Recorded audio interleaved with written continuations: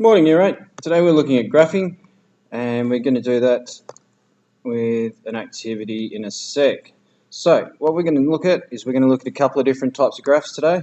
We're going to look at our dot plots, our sector graphs. Dot plots look like so. That's a very dodgy dot plot, Mr. Viger, but anyway, you get the idea. Dot plots have our numbers across the bottom, or our categories. It's usually categorical data, and we'll talk about those in a sec. We're going to talk about sector graphs, which you might have heard of before. You've definitely seen them. These are our pie graphs that look like so.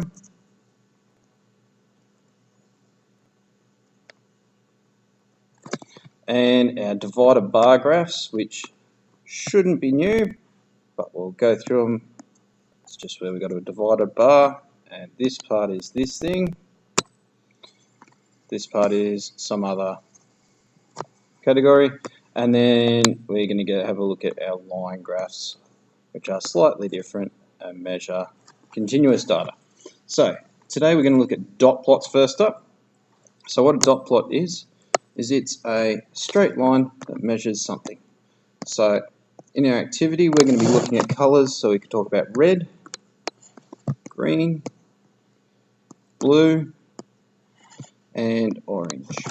And for every occasion we draw a dot.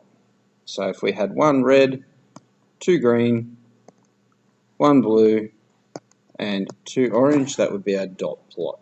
And I'm going to get you to do some dot plots in a sec on some different data sets. We're going to look at sector graphs as well. And this is where we break our 360 degree circle, 360 degrees, up based on the proportions of each one of our categories. So we're going to be doing that on all different types of graphs. We're also going to talk about our bar graphs. Now, with our activity today, our dot plot, we're actually going to use some items for each one of our dots. For our sector graph, what we're actually going to do, I need to add a new slide, whoops, is we're going to do it with our little items all the way around to make it into a sector graph, and then all we need to do is draw our lines for each different colour. And that should get us out of trouble for our sector graphs. Our divided bar graphs are where we have a bar and we divide it according to its proportion.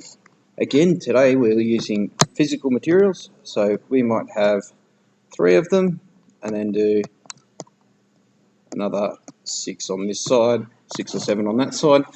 And all I want you to do is just to draw a line around them, make sure they're touching so that it's nice, and that's going to give us our divided bar graph.